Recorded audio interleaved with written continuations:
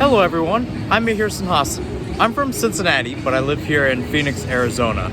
And I usually don't get a chance to see my favorite sports teams too many times. Yes, I sometimes go back to Cincinnati when I'm on break, and that's always nice, but it never happens in my home city. Well, that's the case today. Welcome to the first ever on-site episode of Buckeye Sports Breakdown, a show about teams from the great state of Ohio. Today, we're at Chase Field as the Reds take on the Diamondbacks. As I'm heading over to my next spot, let me give you a recap of what happened last night between these two teams. It was a 3-2 victory for the Diamondbacks, no scoring until the bottom of the seventh, where Jace Peterson hit an RBI single and made it 1-0 in favor of the Diamondbacks, but the Reds responded in the top of the eighth. Nick Senzel with the tying solo shot, and then it was Tyler Stevenson with an RBI single to give the Reds the lead, but Corbin Carroll responded in the bottom of the eighth to give the Diamondbacks the 3-2 lead and give them the victory. Again, a big series for both teams, especially in terms of NL wildcard standings.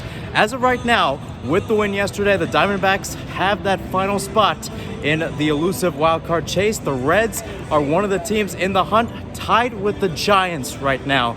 And if you look at the other teams in the playoff picture, the Phillies are the first wildcard team, and the Cubs are the second. The Phillies will host the Cardinals this weekend in a 3-game series. The Cubs are on the road to Pittsburgh to face on the Pirates in a 4-game series in which they took the first game yesterday. And the Giants host the best team in the National League with the Atlanta Braves.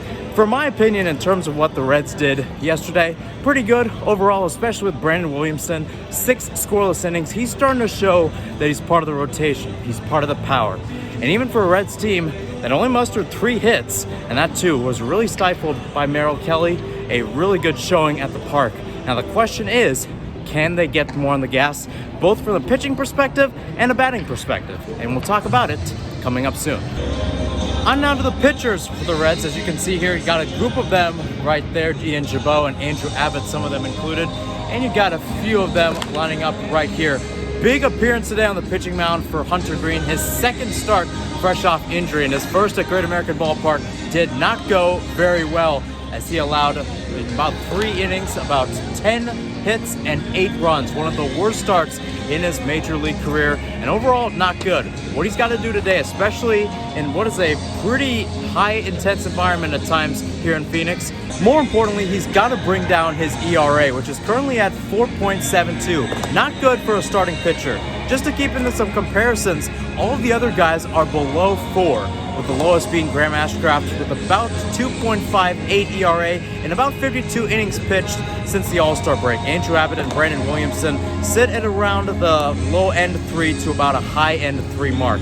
That's your start for Hunter Greene, and if he can do it today on the road against Phoenix, his first road start since beating the Astros back in June around Father's Day, that would be a good telling sign for both Hunter Greene and the Reds that he can be back in the lineup as a key starting pitcher. In my opinion, I think the Reds have what it takes to turn this series around, especially knowing that after Hunter Greene tonight, they have Brett Kennedy on Saturday, who has really shown up, especially after coming up to the big leagues in around June and July. And of course, Graham Ashcraft, who I mentioned earlier, the best ERA on the team among starting pitchers. This is what the Reds need to do, especially going into that big series against the Giants. And soon, I'll show you what the offense has to do, and I'll check out a little bit of batting practice. Now this is why the Reds are playoff contenders. Right behind me, you can see the infield warming up, and a lot of batters starting to take batting practice. I believe that is TJ Friedl in the cage right now taking bunts. And we saw a lot of great guys out on the field making their way to the dugout. Ellie De La Cruz did it, and also Jonathan India. A lot to talk about with a lot of these players down the line. But first, let's get to the starting lineup. It's the same as what we saw yesterday against the Diamondbacks. The only change, Luke Maile will be behind the plate as a catcher. For the rest of the lineup, it's TJ Friedl going number 1, Matt McClain going number 2, Ellie De La Cruz number 3, Spencer Steer at number 4, Nick Martini number 5, Christian Encarnacion Strand at 6, Noel V. Marte at 7, Will Benson at 8, and Luke Maile at 9. A pretty solid lineup for the Reds, who are trying to build on and trying to go forward, as I've said before. And again, a pretty solid catcher and hitter throughout as we talk about Luke Maile. The only change to this lineup today, he's upped his total and his batting average, which was sub 200 in around May, and now it's up to 241. Had some key hits, especially on the West Coast. Whenever this team goes there, it was a case against the Dodgers, and it was a case against the Angels series in general. And it was a pretty good game and a pretty good series for the Reds as they got the sweep against the LA Angels in Anaheim. 7 hits on the first day, 9 hits on the second day, 12 hits on the third day, all in a sweep, and the first 2 games coinciding with a rally. So the Rally Reds are back for the first time in true form since I would say probably June, and this is where the Reds need to be, right? This is where the Reds, if you were to ask me, these were prime Reds. These were the Reds that were going to win the NL Central, that were going to be second seed. And of course, things happen. You can't be perfect all the time. But if you think about it, this team is playing like June. And that's what I want to see from them tonight. That's what I want to see from them this weekend going into that game. And again, also to mention, a doubleheader sweep in LA for the first time since 2014. As we get a closer look at batting practice here, I'd just like to read some stats about this year in general, especially with how the Reds have done coming out here to the West Coast and facing teams in the AL West and NL West. They've gotten 4 series wins on the road, including 2 in LA, 1 against the Dodgers, 1 against the Angels, along with wins against the Astros in June and against the A's in July. For the past 5 years, the Reds only had 1 positive result on the road against a team from either the NL West or AL West. Interestingly enough, though, 3 of those 5 results over the years, in where there was only 1 result each in the past few years. 3 of the 5 of those were wins right here in Phoenix against the Diamondbacks. So you could say 3 of the 5 series back here in the Valley, back here at Chase Field, the Reds have actually taken it, and it's been pretty good overall. But as we see a lot of the guys taking batting practice right now, as you saw Nick Martini, as you saw some guys, TJ Friedl, Elly De La Cruz, as you can see there where I'm pointing, a lot of guys need to step up their game. Elly did not have a good game yesterday, only 0 for 4, and a Reds team that only had 3 hits on the day, they have to step it up. Now granted, Merrill Kelly is a great pitcher, but when you look at how this Reds team wants to play down the stretch, you have to be good against good pitchers, right?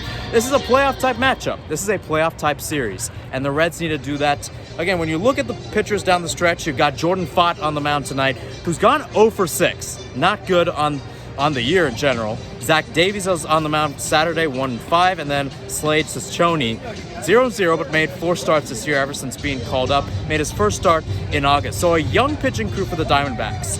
So obviously for the Reds, can they switch momentum? Can they get the series in their favor? A lot of teams have done this against the Diamondbacks. Rangers got the last game of the series. The Phillies did it earlier this year in June. So can the Reds fall in that category? And more importantly, can they get back in the playoff picture? Because right now, it's neck and neck. Hey, if they win tonight, there's a possibility they're back in. That's how close it is. So time for a breakdown of the lineups. I got some notes here.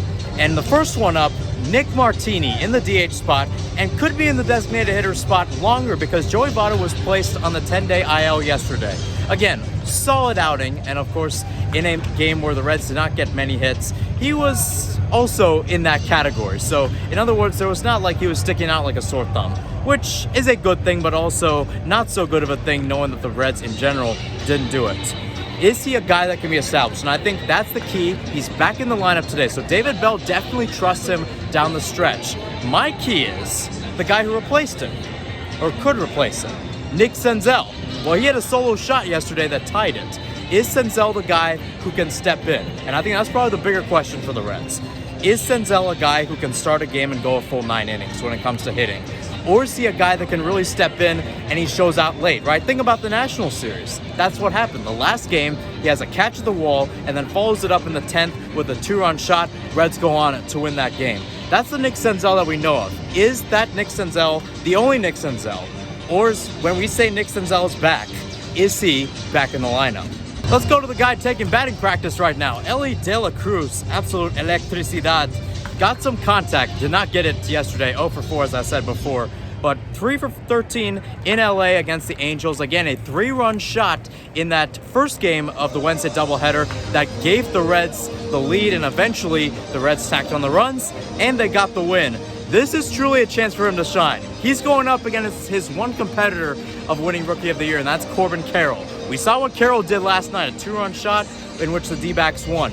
Can De La Cruz respond the other way and get the Reds back in that spot? Can he get the Reds in an NL Rookie of the Year combo? Because that's what he has to do. And I think more importantly, especially when he's batting third, he's in that big lineup down the stretch, which, by the way, is great. McLean, him, and Spencer Steer. Arguably, a lot of rookies, a lot of flashiness. That's what you want in the front part of your lineup. Elly De La Cruz is at the heart of that. And especially, I know what David Bell's thinking. He wants your best player there. It's kind of a peak, right? You get McLean, you get Elly, and then you get Steer.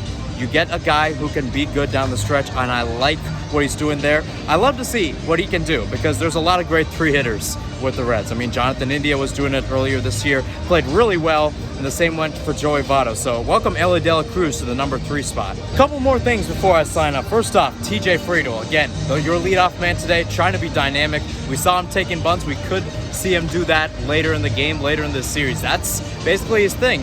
If I'm not mistaken, he actually has the most infield bunts that have gone for hits this year. So props to him, props to TJ and what he's done. Will Benson as well. Again, a great story down the stretch on how he got to the majors, how Joey Votto changed his batting average almost overnight.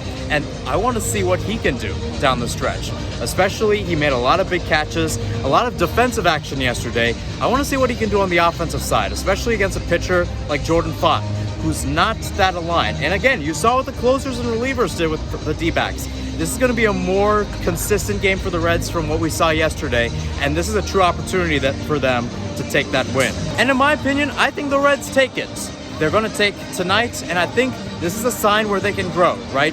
You get a stepping stone from the Angels. Now you got this game, and then you go to the Giants, which arguably could be your best series of the year, and maybe the Cubs. Every single series from now on counts and includes right here in Phoenix. In my opinion, I'm saying a 2-2 split, including taking the game tonight on Friday, August the 25th.